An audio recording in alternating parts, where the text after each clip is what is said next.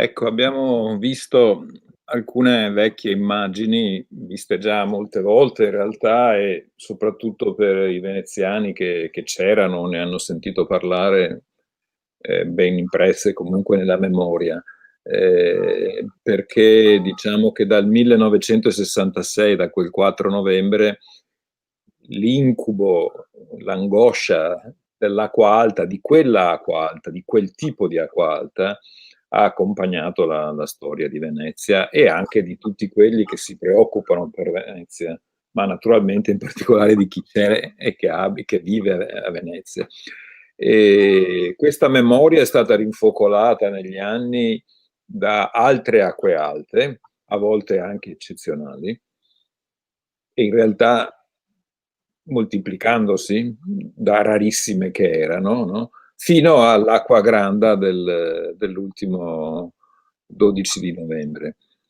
Quella del 66 aveva toccato il 1,94 m, quella del 60, di 6 mesi fa, di pochi mesi fa, insomma, di meno di un anno fa, è arrivata a 1,87 m, che sono un'altezza inaudita, diciamo così, anche se negli stessi giorni, attorno a quel 12 novembre, si è dovuto misurare la città, si è dovuta misurare anche con altre maree molto sostenute. Mi è venuto in mente un altro 12 novembre, un'altra acqua alta di un 12 di novembre, di molto tempo prima. Il 12 novembre del 1951 ci fu un'acqua alta considerata eccezionale per quei tempi, 1,51 m. Considerata eccezionale per quegli anni, ma oggi diremmo un'acqua alta, diciamo, fuori dell'ordinario delle acque alte, ma a fronte delle acque alte che abbiamo conosciuto, certamente non così eccezionale, purtroppo, no? Cosa è successo nel frattempo? Sia per avere alte maree di questo livello, sia per averle così ripetutamente nel corso di 50-60 anni, soprattutto in particolare negli ultimi 20 o 30 anni noi abbiamo dovuto considerare questo tipo di frequenza, di altezza e di impatto sulla città, al punto da metterla in condizione di doversi angosciare molto più di quanto non era avvenuto in passato, quando una certa consuetudine a gestirci, a gestire la città, il proprio rapporto anche con le acque alte, l'aveva resa in un certo modo capace di andare comunque avanti. Ecco, adesso, malgrado ci si arrangi ugualmente anche in condizioni che sfiorano la catastrofe, l'impressione è che non si può durare a lungo in questa maniera. Abbiamo chiesto a Maurizio Calligaro di parlarne un po' con noi. Maurizio è uno studioso delle questioni di laguna da tanti anni, comunque ha sempre conservato un rapporto in ruoli importanti nell'amministrazione della città, sia per quanto riguarda l'amministrazione comunale, sia per quanto riguarda l'azienda pubblica che si occupa anche di queste cose. Si è occupato del centro maree, che studia la dinamica e il suo impatto sulla città, si è occupato di protezione civile, quindi operativamente di difendere la città in situazioni di crisi come questa, e volevamo appunto con lui capire che cosa, in quale fase siamo, in quale fase storica della città siamo, e come le vicende locali, che hanno sicuramente manomesso il rapporto della laguna, della città col proprio ecosistema, che hanno manomesso la laguna, insomma, rendendola più esposta a queste cose, si integra con i mutamenti globali. La nostra idea è che quello che sta succedendo a Venezia sia frutto di queste due dimensioni al tempo stesso, manomissioni locali che, come nel 66 in particolare, sommano un'eccezionale contingenza meteo con i mutamenti causati all'ecosistema lagunare, con però questa volta anche una tendenza più generale ai mutamenti climatici che mettono in discussione il rapporto del pianeta nel suo insieme con il clima e quindi anche con l'ambiente in cui con l'ambiente in generale, ma che in luoghi come Venezia, appunto, sommandosi a manomissioni locali alla peculiare situazione della città sul filo del mare, sul filo dell'acqua, dentro un sistema come quello lagunare, esaspera tutti questi fattori e la porta a rischio di collasso. Questa era un po' l'introduzione per motivare questa chiacchierata di 40 minuti, 3/4 d'ora. Maurizio Calligaro. Sì, Sì, io io distinguerei... Prova a togliere... Sì. Distinguerei, come hai fatto tu, correttamente, due aspetti che sono ovviamente legati, ma che rappresentano anche i due corni abbastanza vicini del problema. Da un lato l'evento in quanto tale, o meglio, la serie di eventi in quanto tale, perché appunto, come ricordavi, noi non dobbiamo parlare solo del 12 novembre, dobbiamo parlare del novembre del 2019, dobbiamo parlare del novembre e dicembre del 2019, perché ricordiamoci che l'ultima acqua alta consistente è stata il giorno prima di Natale dell'anno scorso, del 2019. Allora, se vogliamo guardare alla questione dell'evento in quanto tale, noi dobbiamo collegarci strettamente col discorso che facevi tu sui cambiamenti climatici. C'è uno studio interessante del CNR e del Centro Maree insieme con l'ISMAR, col CNR, che viviseziona proprio l'evento del 12 novembre e lo porta su un ragionamento del tutto affatto particolare rispetto alla nostra realtà. Cioè si è trattato in maniera chiara e diciamo documentata anche in termini di dati di un evento, di un vortice ciclonico che è passato sulla laguna, diciamo, a partire dalle 20:30 21 di quella sera fino poi a concludersi poco prima delle 11, quando è stata toccata la punta del 1,87 m con la caduta del vento.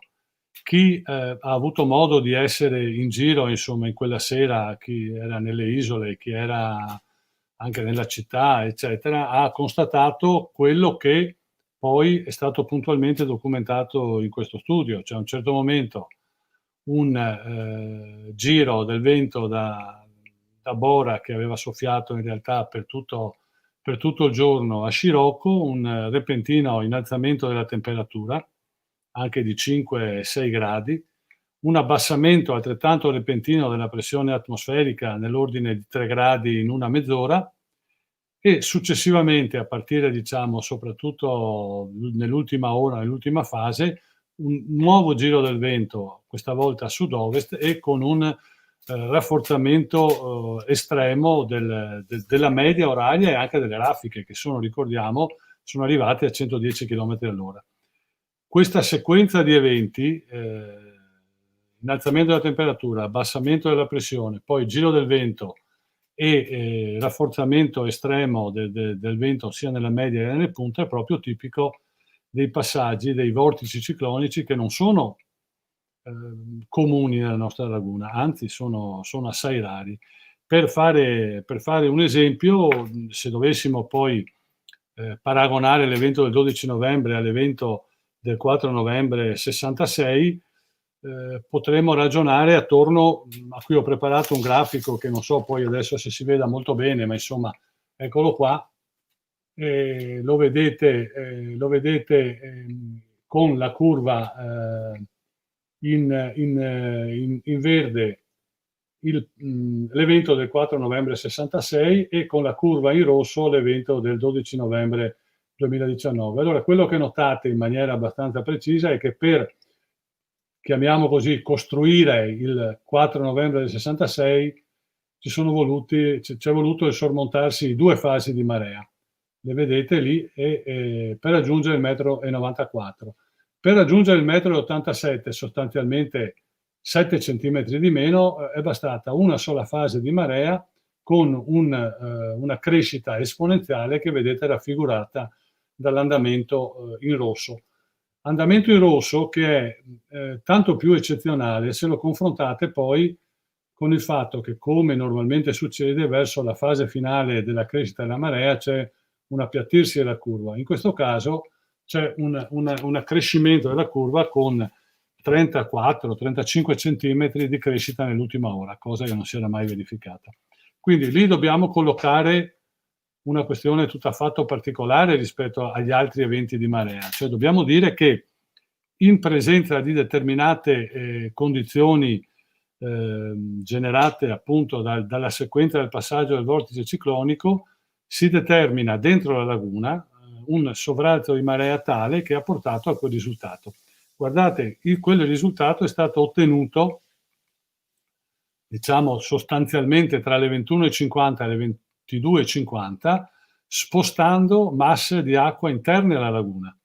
In quel momento piattaforma del CNR, eccetera, stava già calando, bocche di porto erano anch'esse in una fase diversa da quella che poi si è registrata per il punto di eccellenza che è il punto della salute. Quindi era la laguna stessa. Quindi il sovralzo si è praticamente generato all'interno della laguna per effetto di quel fortissimo giro di vento a sud-ovest che ha creato 110 km all'ora, potete immaginarvelo le punte, ma 70-80 km all'ora di media, ha creato una fortissima onda verso la città lagunare. E d'altro canto la maggior parte, diciamo, la parte preponderante dei danni si sono verificati sulle fondamenta, sulle rive esposte a sud-ovest, quindi riva degli Schiavoni, per esempio non fondamente nuove, e tutte quelle situazioni che sono state sotto vento.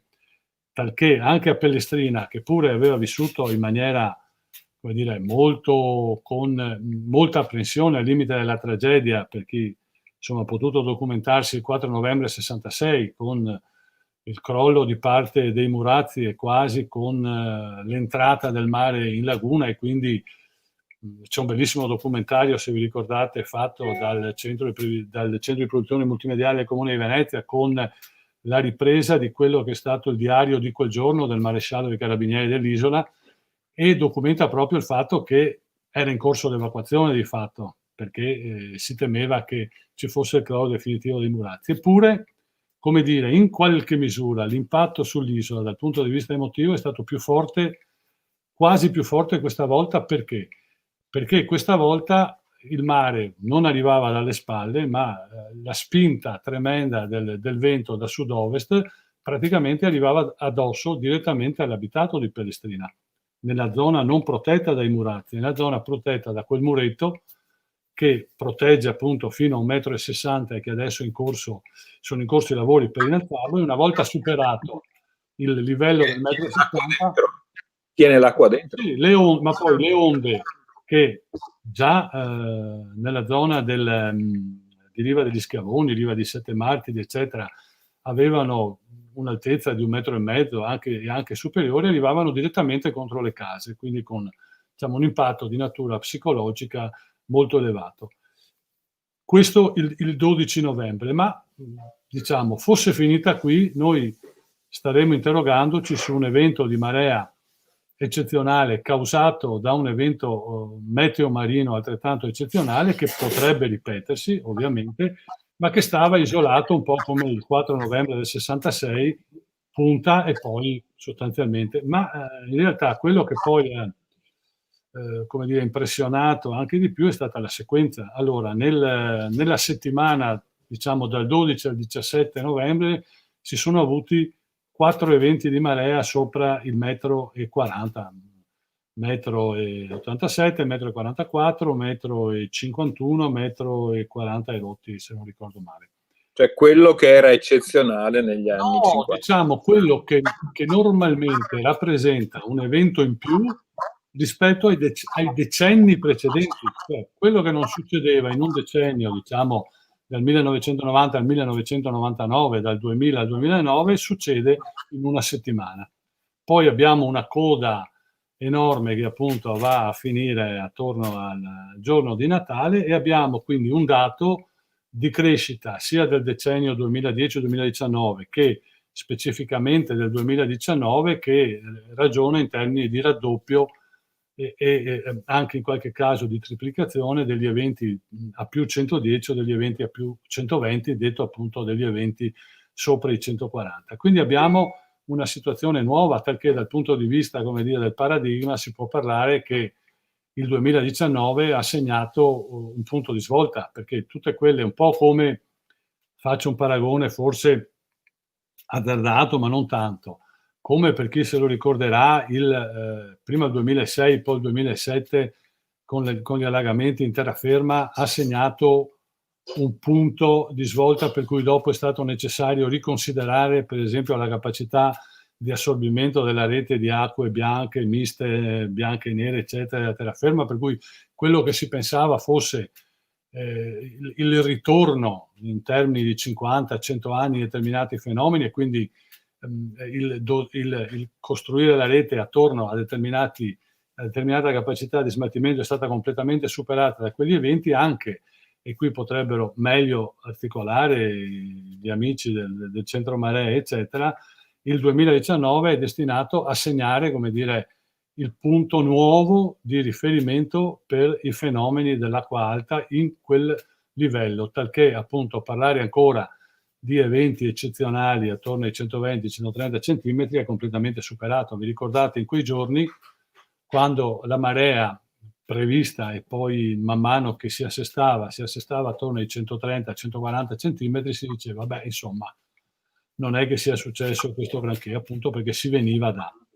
Questo dal punto di vista, come dire, dell'analisi del fenomeno, dell'analisi della serie di fenomeni che ci sono stati sostanzialmente dal 12 novembre al 24 dicembre.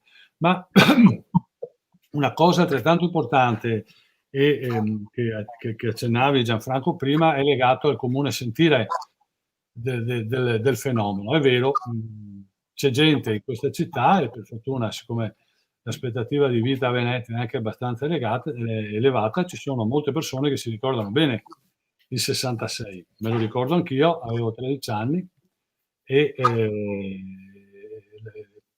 l'ho passato a piano terra ad Ursoduro da mia zia, quindi mi ricordo bene l'acqua dentro casa.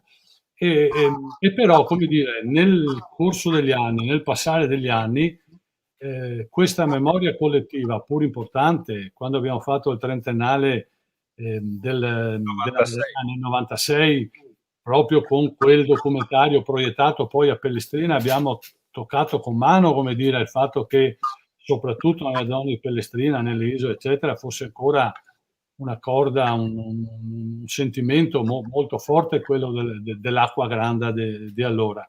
E però man mano che passava il tempo, come dire, la cosa era riposta, non dico nel dimenticatoio, ma come un po' i racconti della guerra fatte dalle persone anziane. No, c'è, che cosa brutta che è, memoria collettiva e ragionata attorno al fenomeno, ma distante. Il fatto che si sia ripresentato tutto sommato agli stessi livelli, con una violenza altrettanto forte, e inoltre dobbiamo considerare che mentre il 4 novembre del 66 nasceva da un contesto di un evento di perturbazioni che hanno causato decine di morti in tutto il nord Italia, nella Toscana, l'Arno, Firenze, gli Angeli del Fango, eccetera, eccetera. Questo sostanzialmente è stato un po' come l'anno prima è stato il Vaia. È nato, si è creato. Se voi andate a parlare con la gente che vive in montagna, non troverete un vecchio che si ricordi di un fenomeno analogo di quello successo con il 30 ottobre con il Vaia. Quindi siamo in presenza di un evento che ha cambiato anche da questo punto di vista, come dire, il sentirsi in città, che non è mai stato un sentirsi completamente sicuri rispetto all'alta marea, ma come dicevi tu, era cresciuta nel corso degli anni la capacità di dire me la gestisco. Per carità, sempre nel 66 il Comune ha prodotto lo studio sullo stato di di preparazione della città rispetto a quello che era 30 anni prima, e le migliorie erano assolutamente evidenti, insomma, no? Al di là dei murazzi che non erano ancora del tutto rafforzati, ma è stato fatto un grande lavoro di rafforzamento, al di là del fatto che non ci sono più le cisterne di nafta, ce n'è ancora qualcuna in realtà, se proprio volessimo essere puntuali, ma non c'è più la nafta che poi cisterne esplose ha segnato l'altezza lungo tutti i muri della città storica. Non ci sono più le telefoni e altro ad altezza d'acqua, per cui la città è rimasta poi isolata 7 giorni, molti giorni senza luce, molti giorni senza telefono, eccetera. Quindi c'era una coscienza, come dire, di una città che si stava attrezzando e che in qualche misura, e noi ci ponevamo sempre il problema, ma se dovesse succedere un altro 4 novembre, quale sarebbe la situazione in città? Infatti era questo la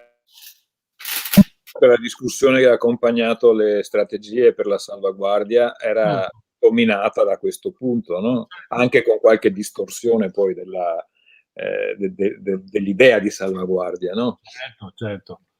C'era un ragionamento su più piani, ovviamente, no? Da un lato il regolamento edilizio che ragionava e che proponeva appunto la quota di salvaguardia attorno ai 160 centimetri, per cui non si poteva dare l'abitabilità a nuove situazioni che non fossero. Però noi abbiamo poi toccato con mano che tutta la marea delle trasformazioni dei piani terra in locazioni turistiche, bed and breakfast, eccetera, ha comunque creato, io lo vedo dal punto di vista anche delle richieste di contributo, c'è ancora una salda presenza di situazioni non più abitative residenziali, ma comunque abitative in senso lato nei piani terra.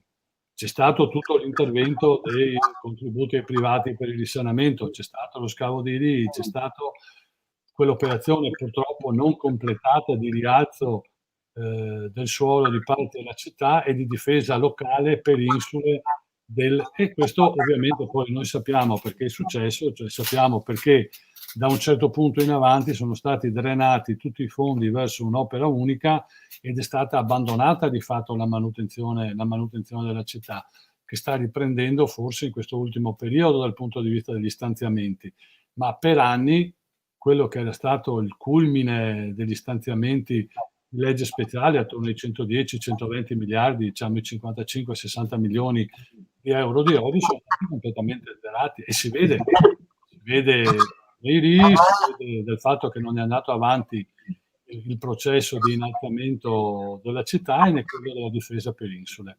Quindi da questo punto di vista il 12 novembre segna, come dire, dopo un periodo, non dico di pace, ma sostanzialmente di gestione del fenomeno, segna come fosse scoppiata di nuovo una guerra e la città si ritrova fragilissima in realtà. Si ritrova fragilissima perché abbiamo visto quello che è successo, si ritrova fragile perché per fortuna quello che abbiamo chiamato prima il giro del vento a sud-ovest, quindi Gianfranco chiudi il microfono che così non c'è ritorno. È durato 50 minuti sostanzialmente, dalle 22 alle 22:50 dentro il bacino e ha creato quello che ha creato. La laguna nord si è in parte salvata appunto perché doveva durare di più questa spinta per poter arrivare a fare danni consistenti anche nella zona, oltre che a Burano, anche nella zona di Sant'Erasmo, mentre le Vignole sono andate sotto che basta.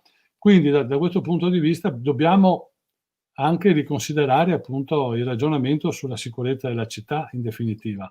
Nel senso che l'evento estremo si produce anche con estrema velocità. L'evento si produce oltre a ripetersi più frequentemente con estrema velocità e si produce con condizioni che abbiamo visto di carattere di vortice ciclonico eccetera, che sono sostanzialmente diverse. Noi una volta eravamo abituati a dire vabbè, quanto fa in piattaforma acqua alta, quanto fa la bocca di porto del Lido, anche a meno che non ci sia una crescita molto lenta, che quindi non è il caso di fenomeni così elevati e accompagnata dal vento e scirocco, noi sapevamo che comunque dentro la laguna c'era un abbattimento 5-6 centimetri. Ora, intanto da diversi anni registriamo che su fenomeni di marea di una certa altezza non c'è alcuna dissipazione tra quello che si registra in piattaforma e quello che si registra dentro la laguna, cioè al caposaldo di Punta della Salute. E questo la stessa. va investigato con più attenzione, perché c'è qualcosa che è cambiato. Al di là della questione meteo, al di là della questione cambiamenti climatici, c'è qualcosa che è cambiato dentro la laguna, per cui quella dissipazione non c'è più. Dopo il dato che dicevo prima, che è stata più alta in laguna che non fuori, ovviamente i 182 di punta della piattaforma sono meno di 187, ma ovviamente è stato registrato un livello anche molto più alto di 187 alla diga sud, cosa che non è una novità, perché anche nello stesso 66, ma anche il 22 dicembre del 79, in realtà c'erano più di 2 metri alla diga sud, poi c'è stata un'altezza di 1,70 m molto, molto più bassa dentro la città. Quindi da questo punto di vista questo vale anche a chi piace, a chi non piace, insomma, eccetera, quando, se, eccetera, si metterà in funzione quelle benedette opere del Bocca di Porto, la considerazione di eventi di questo tipo dovrà essere tenuta fortemente presente, perché quella sera, come documenta bene anche appunto lo studio del CNR e del Centro di Previsione Nazionale di Maree, abbiamo avuto un crescere delle previsioni e degli aggiustamenti della previsione eccezionale, nel senso che ricordo perfettamente, poco dopo le 8 stavo continuando a seguire diciamo un tra virgolette eccezionale normale evento di marea che stava attorno ai 140 centimetri. Poi mi hanno detto: vieni per cortesia in sala operativa a Piazzale Roma, perché la situazione non è affatto chiara. Tempo di arrivare avevamo già cominciato a aggiornare l'evento a 150, 160 e poi vabbè, era inutile pensare di sparare ancora cifre, era suonato tutto quello che si poteva suonare e quindi non c'era più niente da avvertire. Quindi queste situazioni sono situazioni che necessitano di una riflessione da tutti i punti di vista, rispetto a quello che si può fare in città, rispetto a quello che va fatto in ogni caso, a prescindere dal fatto che si alzino o non si alzino determinate barriere, alla manutenzione che va ripresa, perché cioè, io credo che i danni che ci sono stati rispetto che ha provocato non solo una serie così elevata di alte maree, ma soprattutto una pressione così elevata in quel frangente dell'ora di 50 minuti, eccetera, una spinta così elevata della marea nel sottosuolo veneziano, i danni che ci sono stati sono ancora, secondo me, tutti da rilevare e tutti da verificare. Avete visto cos'era ieri? Sì, o ieri l'altro, non mi ricordo. No, ieri mattina volevo chiederti esattamente di la cosiddetta questo. bomba d'acqua. Beh, ieri mattina abbiamo assistito a un altro fenomeno del tutto particolare, non tanto in termini, come dire, di tipologia dell'evento, perché Di acqua alta, no? no, perché temporali di quel tipo, chiamiamoli, che non transitano, nel senso, noi siamo abituati, Brentane, eccetera, eccetera, ovviamente passaggi anche veloci di perturbazioni. Ci sono stati gli anni attorno al 2001, 2002, 2003 in cui ogni luglio, ogni agosto c'era un passaggio di un evento, di un fortunale che buttava giù un po' di alberi, molti alberi alle volte in terraferma, al Lido 150 alberi, eccetera, eccetera. Ma temporali eventi che cominciano e stanno fermi, come è stato fermo questo per un'ora e mezza, un'ora e 40, sempre nello stesso posto, scaricando una quantità di acqua eccezionale, non sono proprio all'ordine del giorno nella nostra zona. Ne abbiamo visti di molti succedere in Veneto, lo stesso settembre, 27 settembre, Maia, lo stesso 26 settembre del 2007 a Mestre ha avuto quelle caratteristiche. Cioè, ricordiamo che ieri abbiamo avuto 91 mm di acqua in un'ora e mezza, circa 91,5 circa in un'ora e 30 mm, ed è stata una pressione sul valore orario della precipitazione estremamente elevata, ma ricordiamoci che nel 2007, nella mezz'ora peggiore, il pluviometro di Marghera ha segnato 90 mm in mezz'ora, quindi diciamo non siamo nel campo come dire, dell'eccezionalità assoluta come potremmo catalogare un fenomeno come quello di 187 centimetri. Siamo però in presenza di fenomeni che si ripetono con una frequenza molto elevata, che poi, come avete visto, colpiscano appena fuori Padova, dove anche lì in un'ora 90 mm, che poi un'altra volta colpiscano Verona, che poi un'altra volta colpiscano Venezia, oppure la Pedemontana, oppure le nostre Dolomiti, eccetera, è il segnale di una rottura del meccanismo, perché comunque eventi di questo tipo non sono senz'altro usuali all'interno della nostra realtà. Per quello che è successo a Venezia, diciamo, ha ricordato, questo sì, ha ricordato un evento di marea, come dire, che potrei collocare intorno ai 130 centimetri per come erano allagati i principali campi. E questo mi fa riflettere appunto sul fatto che in realtà non c'è stato solo il problema di un intasamento dovuto alla grandine oppure anche alle foglie che erano cadute. Parli di ieri, del 7 settembre? Sì, Ieri. parlo di ieri, ma secondo me segnala anche la necessità di avere un controllo e un'ispezione molto puntuale di quello che è la situazione dei condotti al di sotto della nostra città, perché secondo me sono stati fortemente, come dire, cambiati, danneggiati, eccetera, tant'è che abbiamo visto come l'acqua ha stentato molto a defluire. Io sono andato fuori dopo le 9, ma comunque, per esempio, Santa Margherita, San Polo, eccetera, erano campi in cui pareva realmente che ci fosse una marea sopra i 120 centimetri, perché era alta e non defluiva. Allora, da tutto questo ragionamento, dalle riflessioni, dai dati che abbiamo, da quella bella, inquietante doppia tabella che hai mostrato prima, le due curve, quello che mi sembra emerge è che noi non siamo più in una fase in cui dobbiamo temere l'evento eccezionale, pur in un quadro di stress ambientale della laguna che anche nel 66 era già presente, che erano già alcuni decenni che venivano manomessi gli elementi base della laguna, no?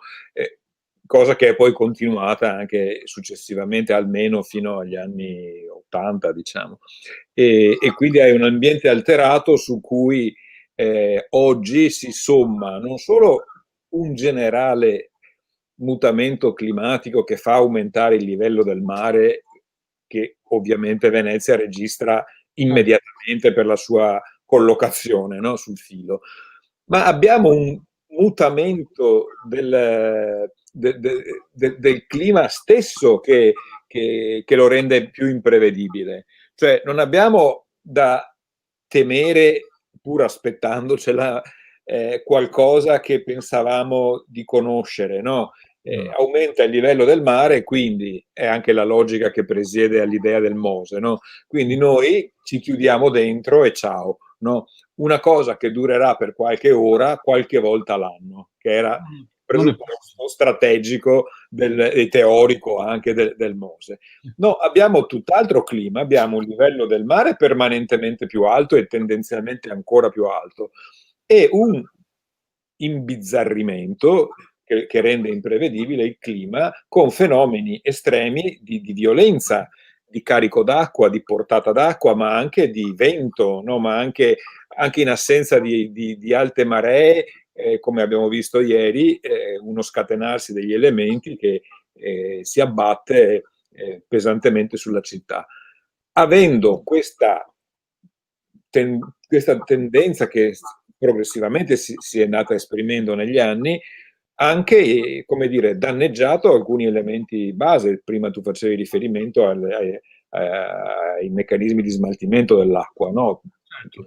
intasati, no? Oppure che ha messo a dura prova, come abbiamo visto il 12 novembre, le stesse difese, citavi il caso di Pellestrina, no?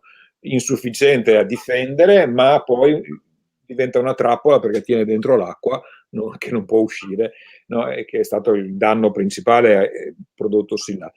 Quindi siamo dentro una situazione che impone un ripensamento globale delle strategie di tutela della città, no? Riprendendo una parte delle cose che sono state abbandonate, lo ricordavi prima, le difese cosiddette diffuse, no? Quelle che in una accezione molto miope vengono considerati interventi minori, ma che in realtà sono interventi fondamentali e anche molto impegnativi, no? Pensiamo rialzare Venezia, cioè un'opera ciclopica in realtà, no? Anche più del Mose per certi versi, se ci si pensa, no? E riprendere quel tipo di manutenzione costante che si intreccia con interventi di straordinaria portata come quello di alzare la città, appunto, aiutare la fisiologia lagunare a riprendersi, quindi se si può ricostruire morfologia idrodinamica, no? Ma tutto questo dentro un quadro globale che è quello di cui stiamo parlando e che si abbatte qua con caratteristiche nuove ed estreme. Sicuro. Cioè, o tu tieni conto del quadro appunto che è sostanzialmente mutato in termini di cambiamento proprio adesso non voglio dire dei principi di idrodinamica perché sarebbe una stupidaggine, ma di quelli che erano i punti di riferimento per calcolare che cosa avevi davanti e che cosa stava succedendo. In quei giorni per molti aspetti abbiamo ragionato, ci siamo trovati molte volte come appare comprensibile al centro maree, eccetera, eccetera. E si ragionava proprio sul fatto che alcuni fenomeni erano, come dire, completamente estranei. Noi siamo abituati a dire, vabbè, allora, abbiamo una caduta di pressione a 9,90, a 9,95, che non è un'assurdità, anzi, quindi sono 18, 20 millibar meno del 1013 che è il normale, ci aspettiamo un contributo, un aumento sul contributo di marea astronomica di 20 centimetri, perché un millibar sotto i 1013 è un centimetro in più di marea, sopra è un centimetro in meno, eccetera. Poi il vento di scirocco di un certo tipo, ci aspettiamo un altro contributo. Noi lì abbiamo dovuto verificare purtroppo che abbiamo avuto metro e 40, abbiamo avuto eventi con caratteristiche molto importanti, per esempio con caduta di pressione assolutamente minima, cioè che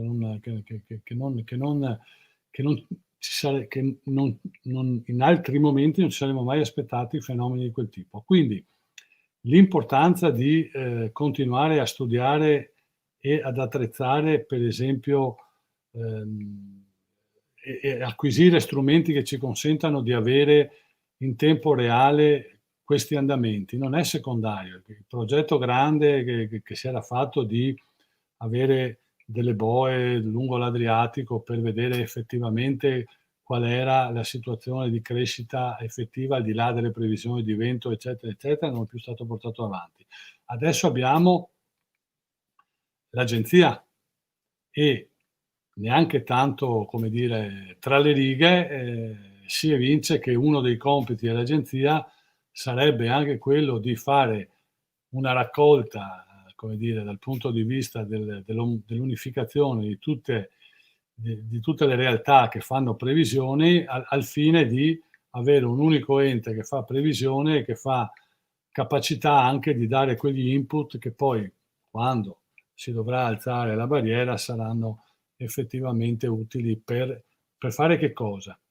Per rapportarci su quella che è la realtà, perché se dovesse, e noi tutti ci auguriamo appunto che non succeda più, ma se dovesse succedere che per un altro mese e mezzo va avanti la situazione che c'è stata tra il novembre e il dicembre dello scorso anno, qua occorre cominciare a ragionare su paradigmi completamente diversi. Cioè, se voi ragionate che non lo diranno mai pubblicamente, ma se ragionate con i più convinti sostenitori del Mose, e quando gli dite, vabbè, ma insomma, se andate a rileggervi, magari potete farlo con quel libro, con quel libro Sotto il segno del Mose che è stato pochi mesi fa stampato, ma se andate a rileggervi appunto le previsioni sul numero di chiusure per cui si sarebbe adoperato il Mose, come ricordava prima Gianfranco, e vi accorgerete che sono state dette delle follie, delle pazzie. Qualche ora per qualche giorno l'anno. Sì, no? forse 30 anni fa erano anche, come dire, ma sono state ripetute fino al 2006 queste sciocchezze. Ma al di là di questo, vi diranno, come dire, con molta tranquillità una cosa, per esempio. Beh, a un certo momento Venezia dovrà scegliere, cioè dovrà scegliere tra il proteggersi e avere il porto. Allora io dico, oggi detta così può sembrare una bestialità. Non vorrei che nelle more di ragionare, appunto, come diceva Gianfranco, su un'ipotesi di futuro e su un'ipotesi di lavoro per il futuro, di fatto non ci sia neanche più questa alternativa, perché a un certo momento Trieste è lì, all'angolo, e non è tanto un problema di grandi navi o non grandi navi solo, è un problema di tutto il traffico commerciale, di tutto il traffico petrolifero. Sono lì che aspettano che per qualche motivo si determinino le condizioni perché le navi, che ovviamente non potranno aspettare ore, magari ripetutamente nel corso di un periodo di un mese, vanno da un'altra parte.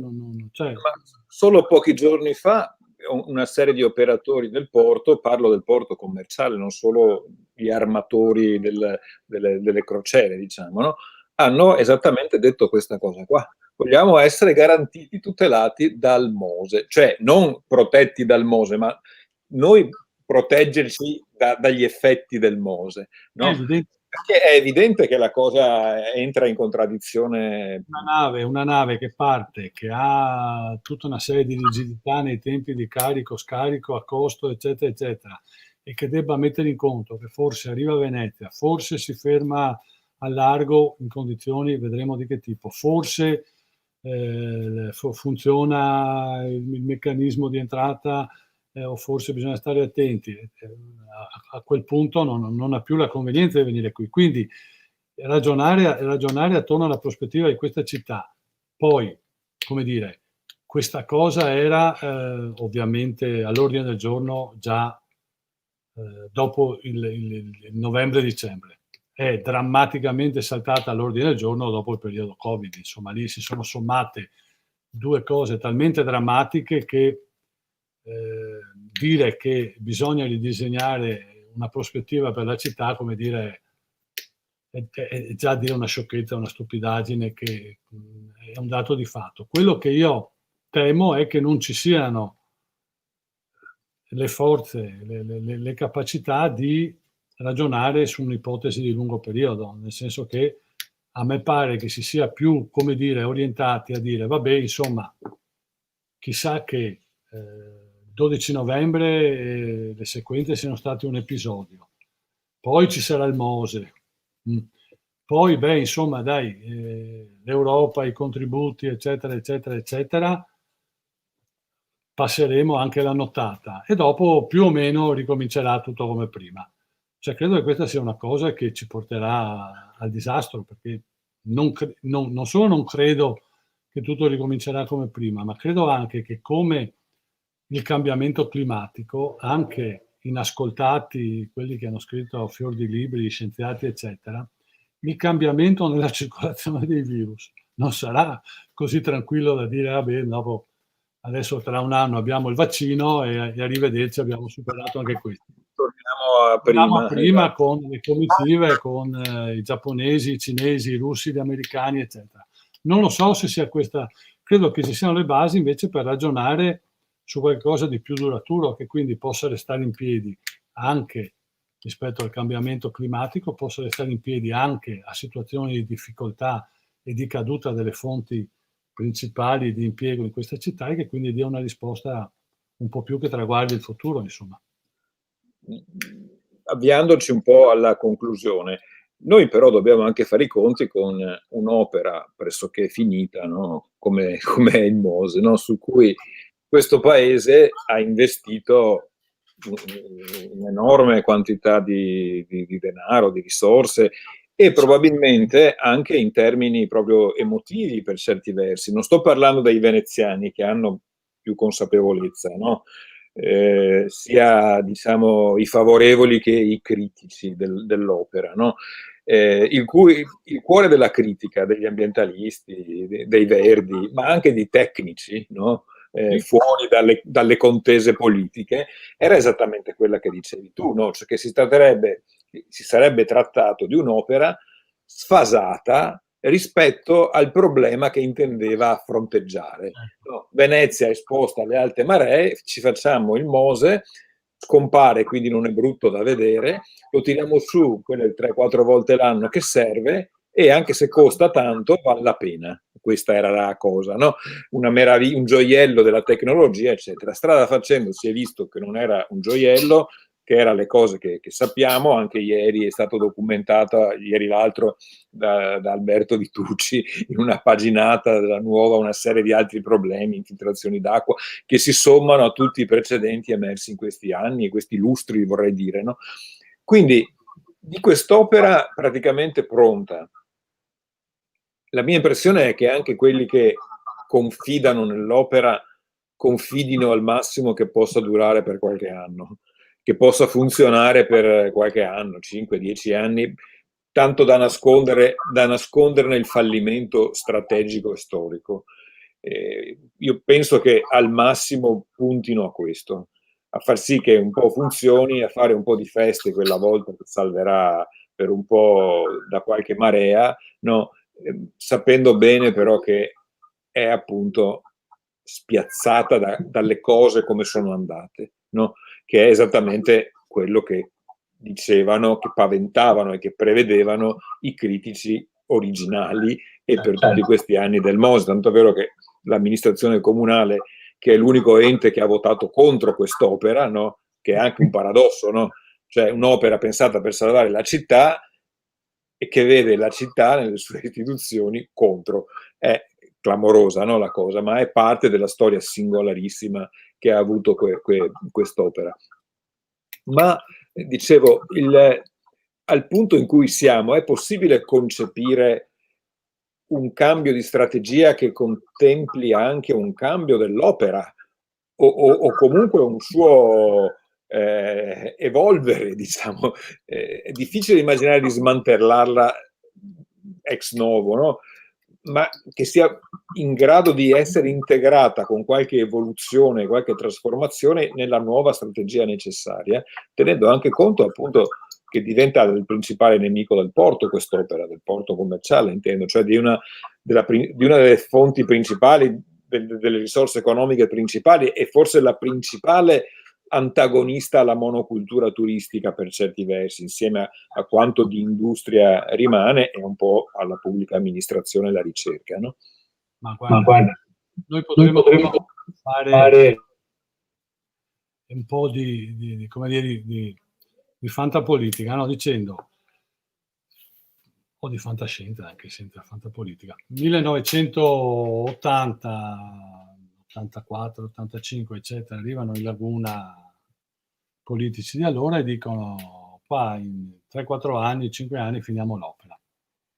Bene, allora lì avremo visto un altro film. Allora, dal 1990 diciamo al 2020, 30 anni, quell'opera entrava in funzione tante volte, perché comunque molte di più di quelle che hanno detto, ma non importa, entrava in funzione, veniva utilizzata, non veniva utilizzata e adesso sì, giustamente si sarebbe ragionato e dire vabbè, ma adesso di fronte a una situazione che sta cambiando e che di fatto è anche completamente cambiata sotto i nostri occhi, che cosa facciamo di quell'opera? Il punto drammatico della situazione è che questo ragionamento, che sarebbe stato, come dire, la logica evoluzione di una situazione di quel tipo, fermo restando che per me, appunto, come ricordavi tu, è un'opera concettualmente sbagliata rispetto alla problematica della laguna, ne stiamo ragionando nel 2020 e deve ancora entrare in funzione. E quindi stiamo ragionando di come quell'opera non basti e come sostanzialmente debba ragionarsi del suo superamento prima ancora che entri in funzione. E poi vorrei, come dire, ricordare un'altra cosa che appare come un controsenso. Ho avuto modo di parlarne anche in varie situazioni, ma non ho avuto una risposta. Allora, si dice, per tutto un periodo, fino a che non saremo certi del fatto che funzioni bene, non la alziamo per preservare la città dai 110 centimetri, che è, ricordo, quello che fra l'altro sta scritto perfino, come dire, nel progetto approvato dal comitatone e via dicendo. E quindi si dice no, se ci saranno eventi di un certo rilievo, noi l'alziamo per i 130. Allora dico, scusa, se tu sei incerto se alzarla su eventi da 110, che sono tutto sommato eventi normali, che possono verificarsi con un po' di scirocco nel sud dell'Adriatico, eccetera. Se quindi tu ti fai degli scrupoli a utilizzare ripetutamente quell'opera in condizioni di evento normale, cosa ti fa pensare che invece c'è la sicurezza per utilizzarla su un evento di una certa portata, che quindi 130-140 significa che c'è una concomitanza di vento, una concomitanza di onda, eccetera, eccetera, che è molto più forte e molto più preoccupante che non su un evento da 110.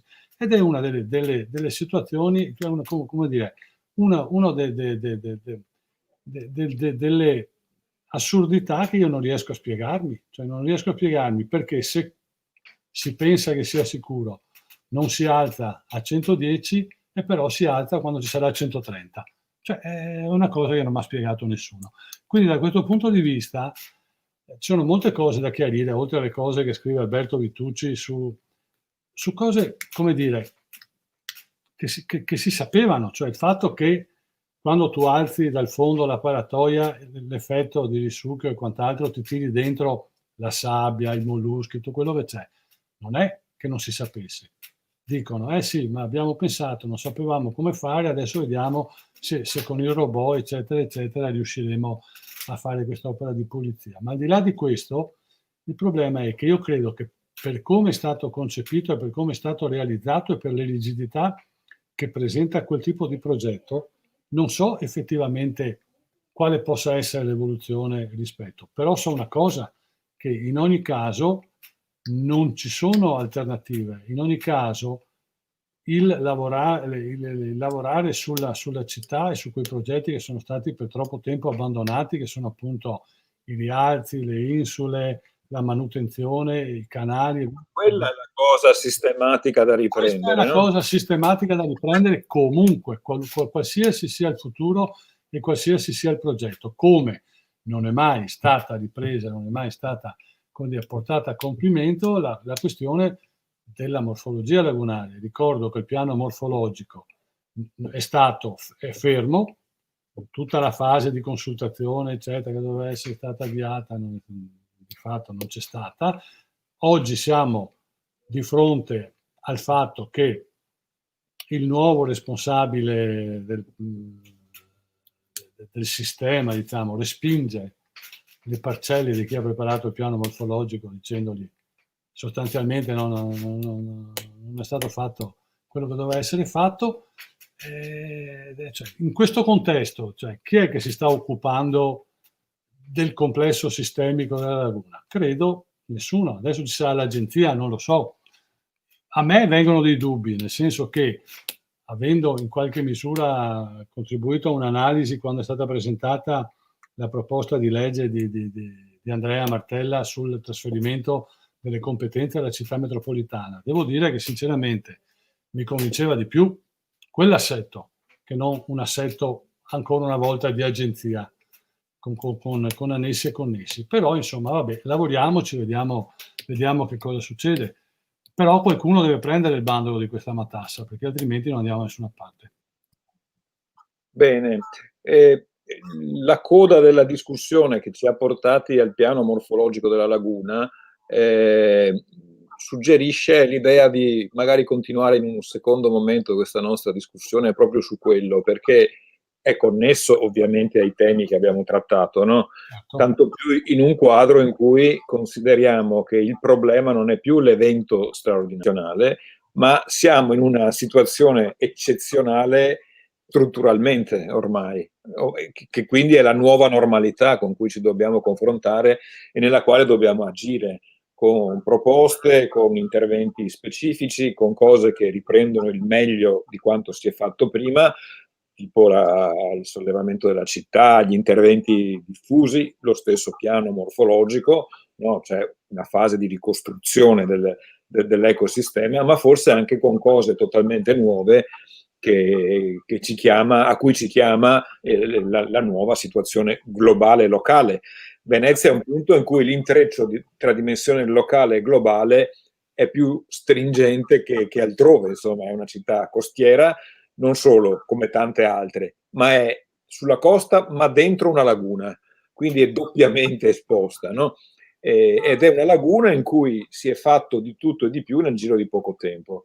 L'altro giorno parlavo con un giornalista, avevamo davanti una grande carta della laguna, in realtà un'enorme fotografia della laguna, e mostrando quello che si è collocato nel giro di meno di un secolo in un ambiente che è comunque di poche decine di chilometri quadrati, no?